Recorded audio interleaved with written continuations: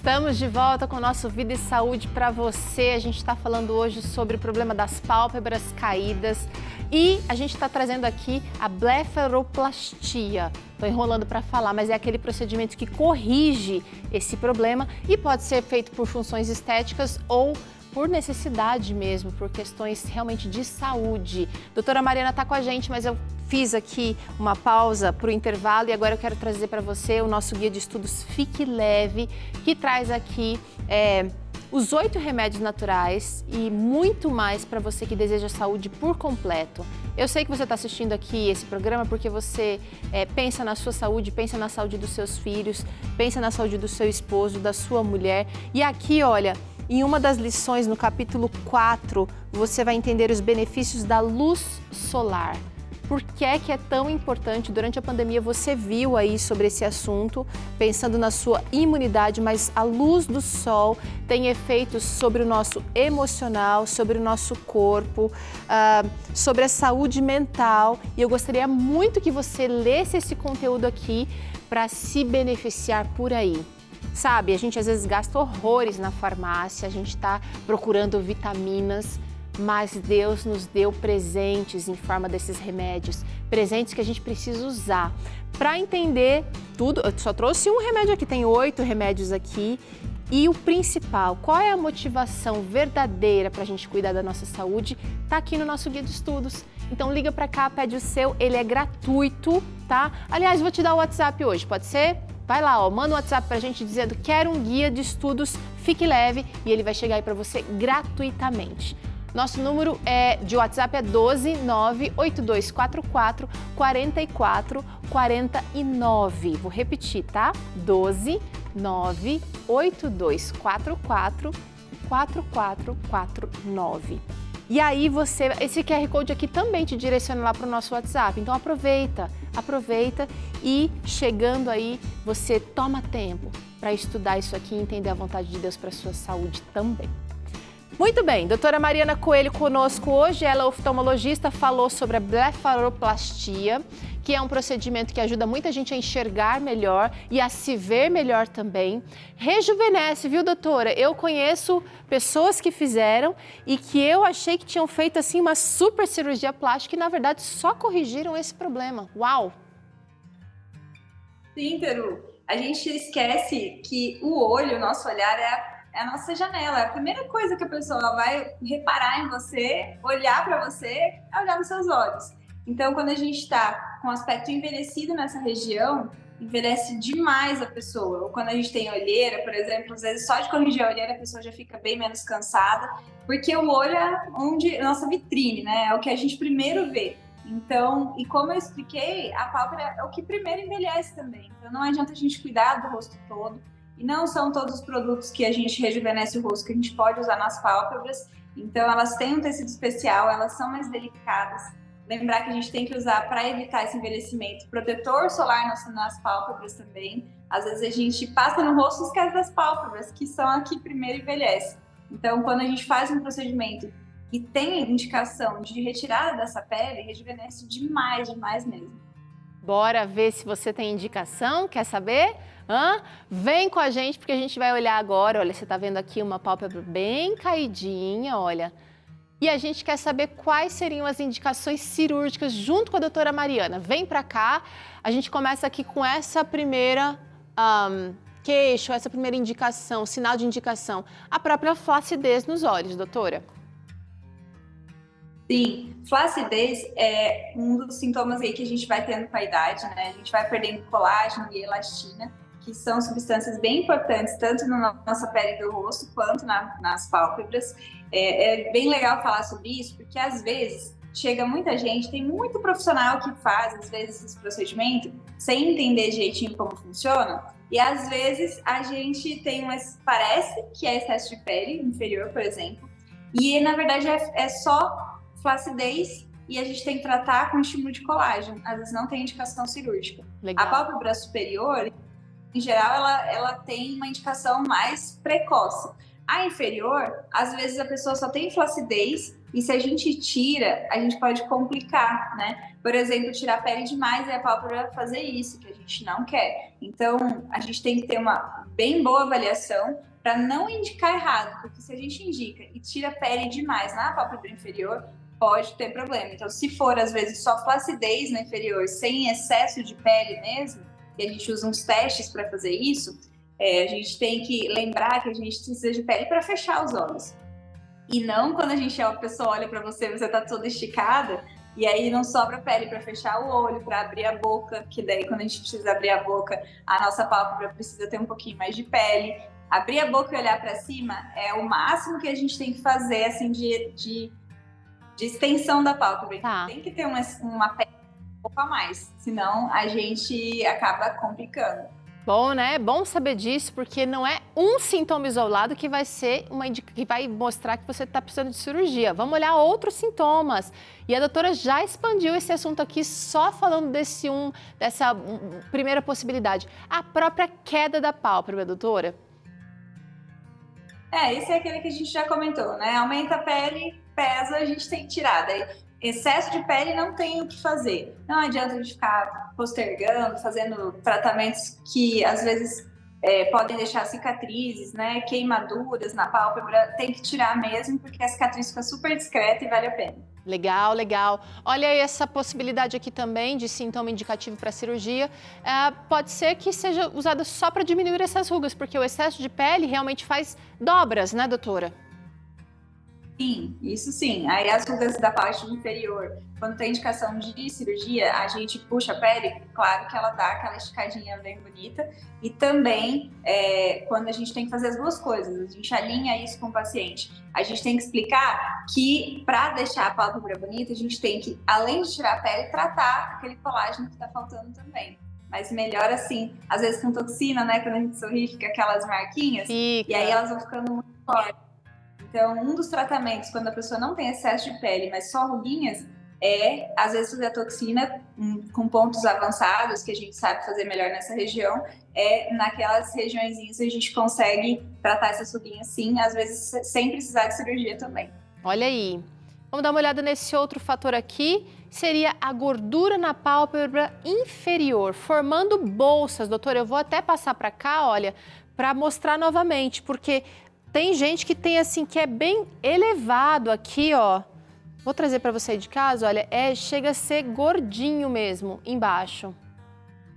E é interessante que forma uma gordura e às vezes afunda aqui logo embaixo, né, doutora?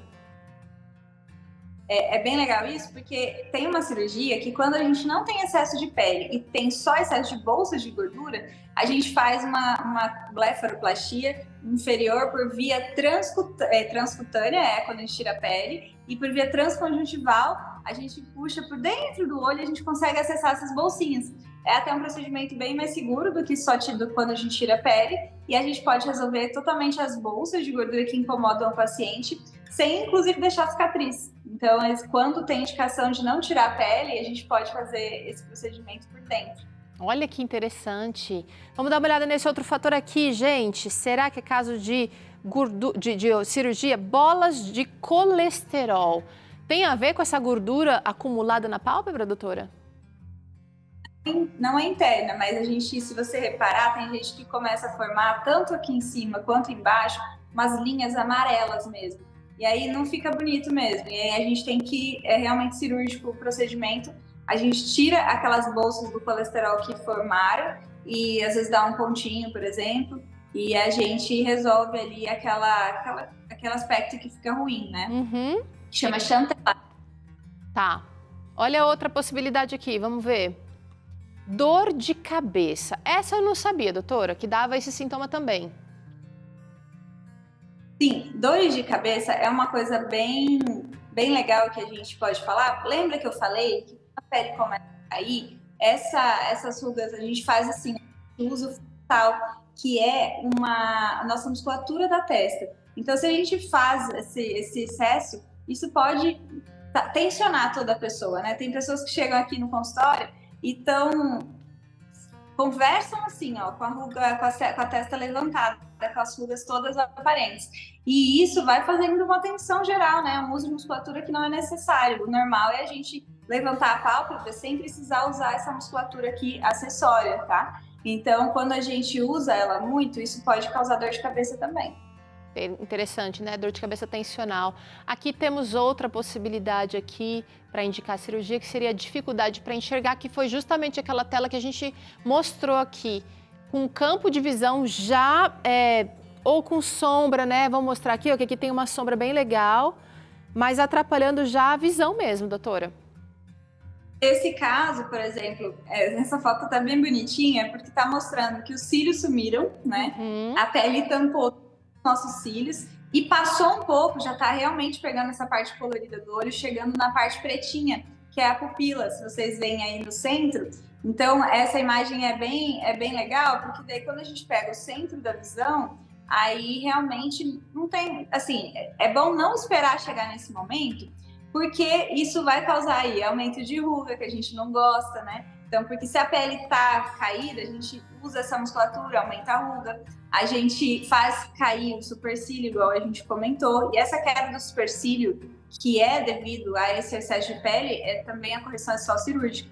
A gente vai lá e faz uma incisão e levanta o supercílio. É uma das coisas que a gente consegue fazer também na cirurgia de blefaroplastia. Quando tem indicação, a gente faz esse procedimento que chama lifting de supercílios, mas cirúrgico, né? Então, com um resultado mais definitivo, que é bem bacana quando precisa. Não adianta a gente tirar toda a excesso de pele se a sobrancelha tá caidinha.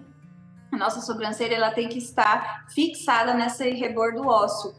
Quando ela tá para baixo, é porque ela já deixou o posicionamento dela normal. Tá, eu tô aqui com esses carinhas, com esses modelos nossos, com pitose, semipitose, com essas bolsas embaixo.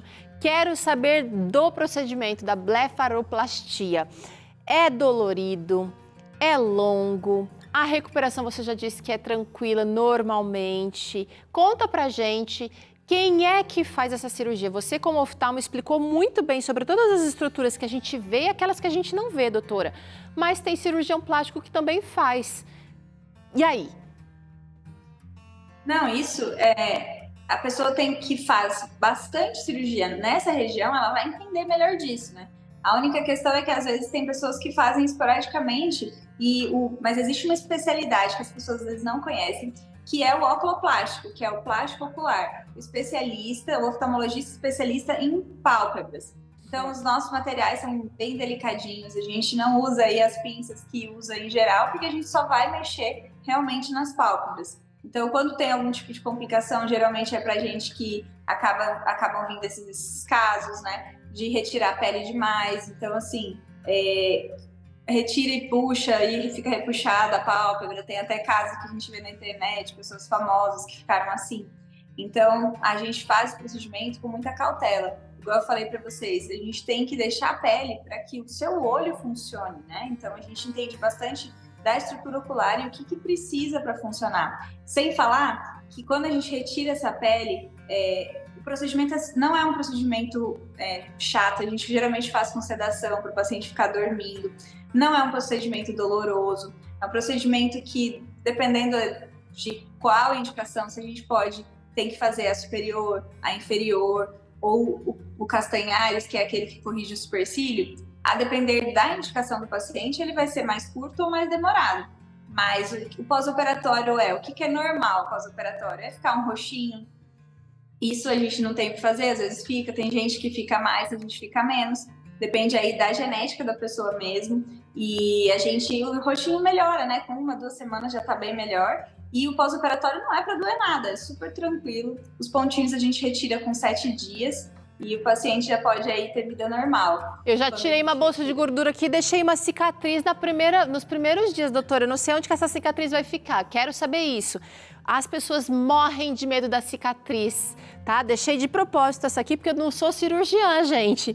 A cicatriz aqui em cima eu sei que fica bem fininha e o próprio dobrar do nosso olho para cima esconde, né, doutora? Exato. As pessoas morrem de medo da cicatriz mesmo, né?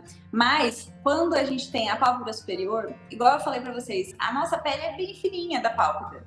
Então, ela é a melhor pele do nosso corpo para cicatriz. Então, se tem, às vezes, por exemplo, pacientes que têm queloide, na pálpebra, a gente, assim, nunca nem vê, principalmente porque é diferente a estrutura de uma pele mais grossa do que a nossa pálpebra. Então, a cicatriz, quando a gente tem indicação de tirar a pele na parte de baixo, a cicatriz a gente coloca bem embaixo dos cílios, para que os próprios cílios escondam essa cicatriz na parte de baixo. E ela é muito discreta, dificilmente perceptível depois aí de 30 dias, tá bom?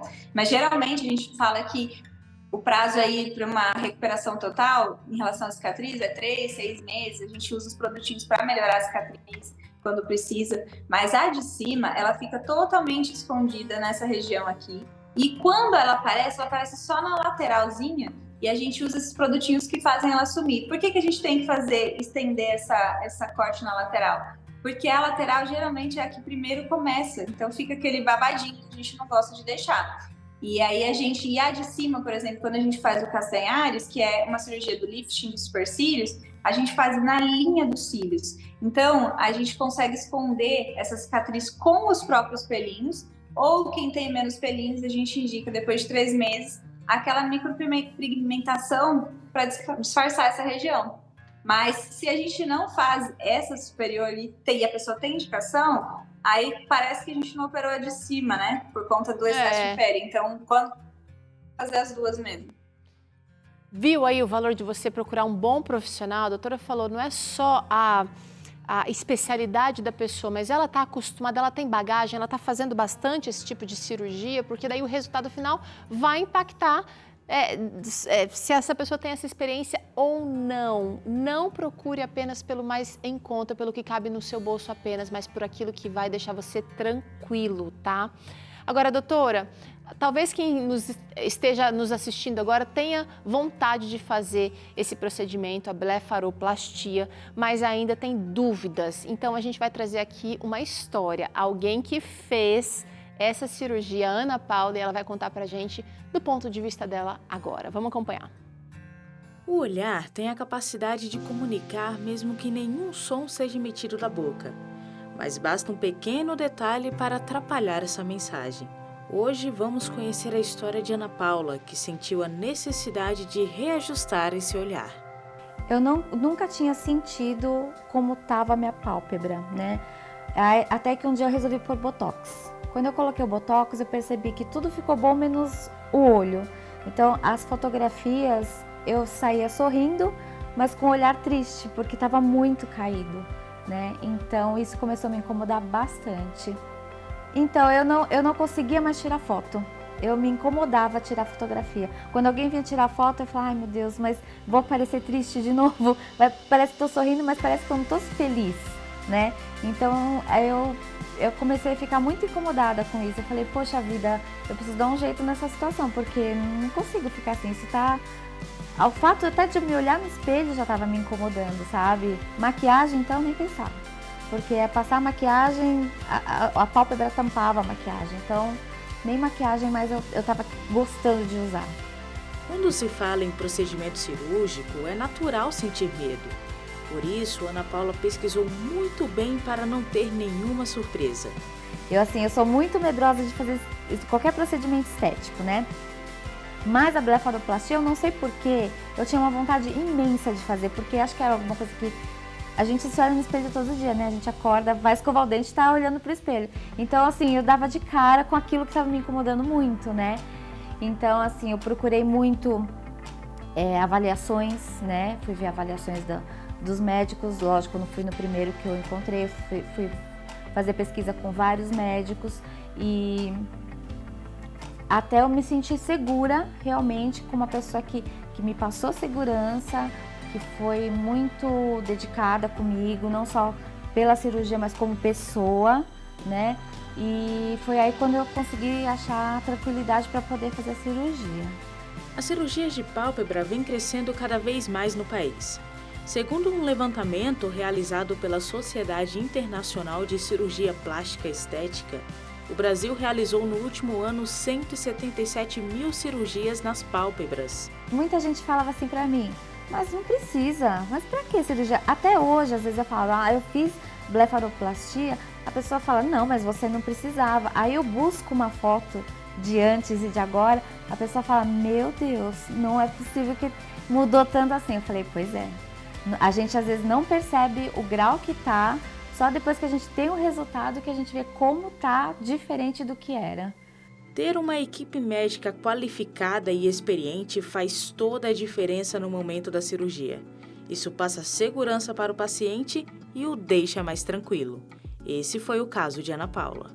Por isso que eu falo que a gente tem que escolher muito bem o profissional que vai cuidar da gente, né? Então ela foi uma pessoa muito delicada, uma pessoa que me amparou muito, então ela me deixou muito tranquila, até no pré-cirúrgico, que eu já estava vestida já, com a touquinha toda, ela veio, conversou comigo, me acalmou, segurou minha mão. Então, assim, isso foi, por isso que eu falo que isso é muito importante, né? A gente encontrar um profissional que realmente ampare a gente.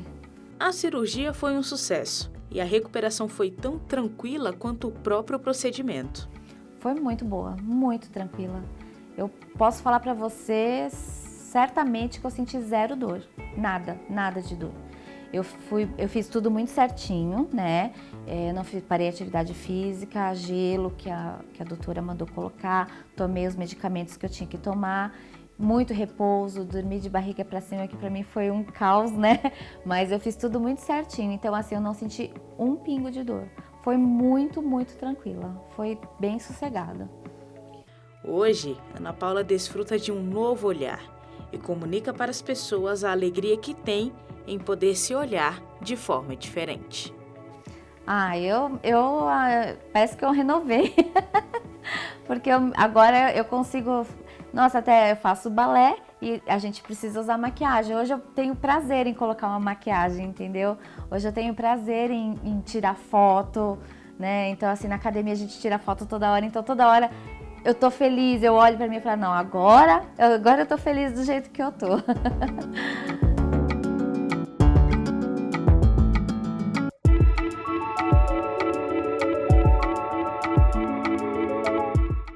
Muito bom, né? Muito bom ver alguém feliz com o resultado, mas fez a lição de casa, pesquisou, entendeu o problema, se olhou também com atenção e aí partiu para ajuda.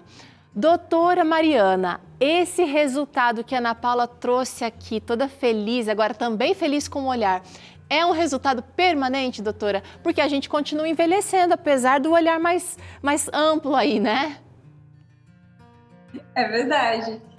Não é permanente porque a gente aumenta a pele, né? Mas é duradouro, tá? Em geral, quando a gente faz mais jovem, depois de uns 10, 15 anos, às vezes a pálpebra começa a incomodar de novo e às vezes precisa retirar mais um pouquinho. Esse mês passado eu fiz um cirurgião, um colega meu médico, que já tinha operado há 15 anos atrás e já estava incomodado com excesso. Daí a gente foi lá e tirou o excesso que incomodava ele e aí ele já ficou mais feliz. Mas você reparou que ela falou sobre ter feito a toxina botulínica, né, em alguém que às vezes pesou a mão na testa numa hora que não tinha indicação de fazer, e aí aconteceu que ela se incomodou muito mais. E isso eu vejo bastante aqui no consultório. As pessoas se incomodando após a toxina, porque na verdade já foi mal indicada. Então, quando tem indicação cirúrgica, não tem o que fazer. A gente tem que às vezes operar primeiro para depois cuidar das rugas melhor. Tá certo, olha, a gente quer agradecer a doutora Mariana aí por essa aula hoje aqui com a gente. Foi muito legal conhecer tudo que está por trás. Achei fantástico você falar sobre as bolsinhas de gordura que a gente nem imagina, né, que podem ser retiradas por dentro. Obrigada mais uma vez, doutora Mariana. Para quem quiser acompanhar ela pelo Instagram, tá lá, @drmariana.coelho.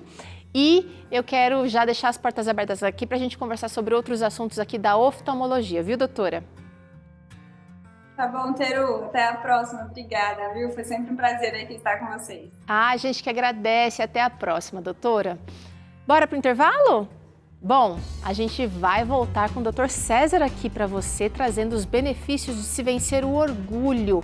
Assunto difícil, mas os benefícios para a saúde mental valem a pena. Ainda hoje tem boletim de saúde com Flávia Souza e a nossa torta de abacaxi. Você aprende o passo a passo aqui já já. Eu volto já.